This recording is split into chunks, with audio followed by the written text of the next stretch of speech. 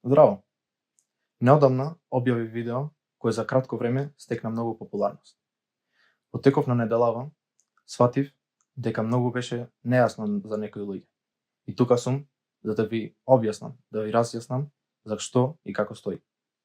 Накратко, јас сум Марко Печиновски, имам 19 години и имам ретка болест на левата нога, наречена пертест, која ме спречува да трчам и скокам веќе 9 години. За сега имам препливано 14 пати во Охридското езеро, за отприлика повеќе од 300 километри. Новиот предизвик е Ironman триатлон, но модифициран на потежок начин. Тој ќе се одвива од Свети Наум до Струга 42,2 километри трчање. Потоа од Струга до Свети Наум назад со велосипед за повторно 42,2 километри возење. И за крај од Свети Наум до Охрид 22,4 километри со пливање. Тука сум за да ви ги одговорам прашањата кои ми ги поставивте. Зошто токму овој предизвик? Тешко ми е да објаснам, бидејќи не знам кој ќе ги разбере овие зборови кои што ќе ги кажам. Додека бев изгубен во таа така наречена бездна и додека се обидував да избегам од минатите проблеми, сегашните проблеми и идните стресови, се оддалечив од Бога, што ми беше најголемата грешка. Побарав прошка од него и побарав да ми го земе животот под негова контрола. Во моментот се почувствував како да можев повторно да дишам.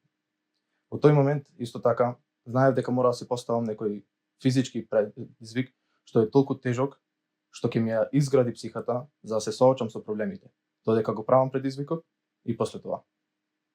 Зошто точно оваа комбинација на дисциплини и редослед, тоест трчање, велосипед и пливање?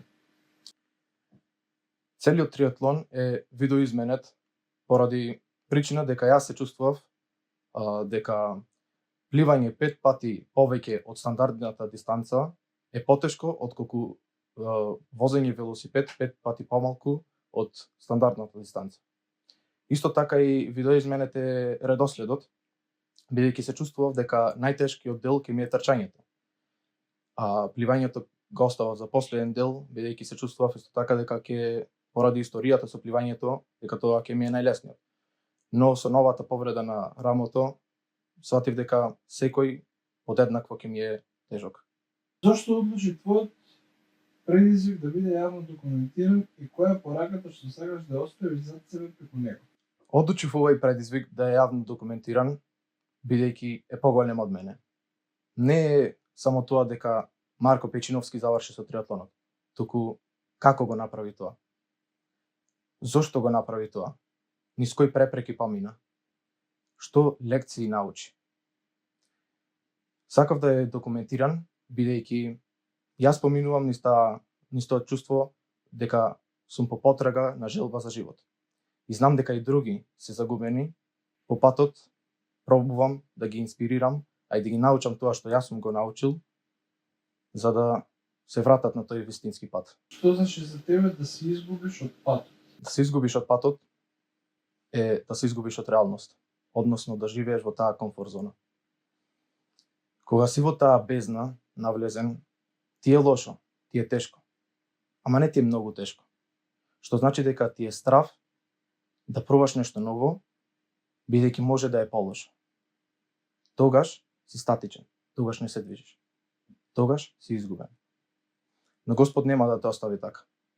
Тој ќе ти пушти искушенија. Не за да те казни, туку за да те врати на тој вистински пат. За да застанеш на нозе и да продолжиш напред. Кога повеќе нема потреба да се докажуваш, зашто сепак го избираш патот кој ти право низ болката. Се до моментот кога телото ти вели доста. Кога го слушам телото дека вика доста, токму тогаш слушам уште еден глас, гласот на Бога. Дека можам уште. Дека ова што го правам не е само за мене, туку и за другите што се изгубени. Пораката што праќам е поголема од таа болка.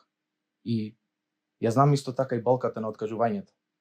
Ниедна болка не може да се спореди со психичката. Се надевам дека со ова што ќе го правам ќе инспирирам на другите што се загубени. Дали постојат моменти кога и сам се прашуваш зошто го правам ова? И што обично ти одговараш на тоа прашање? Секако дека има такви моменти, но тука се познава разликата помеѓу дисциплината и мотивацијата.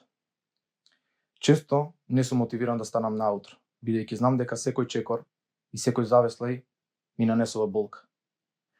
Но ова мора да го направам. Ова е поголема од мене.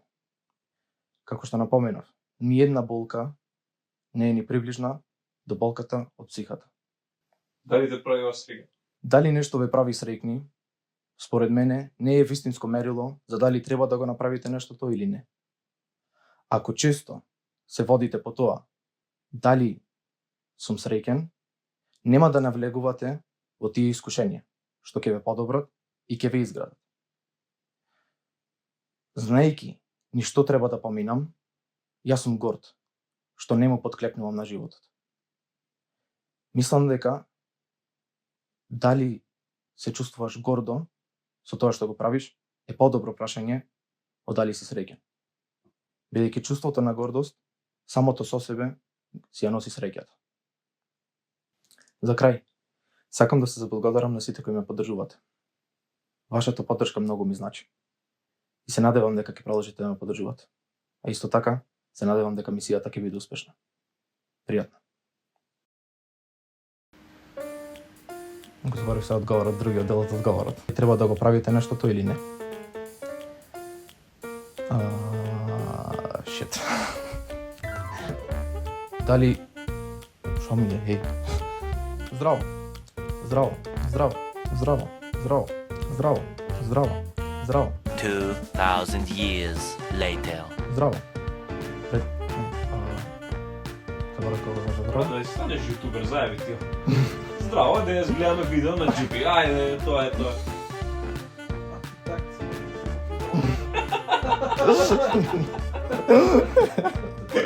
Ја ќе ти го платам, ама да си не би двата како си ги напира.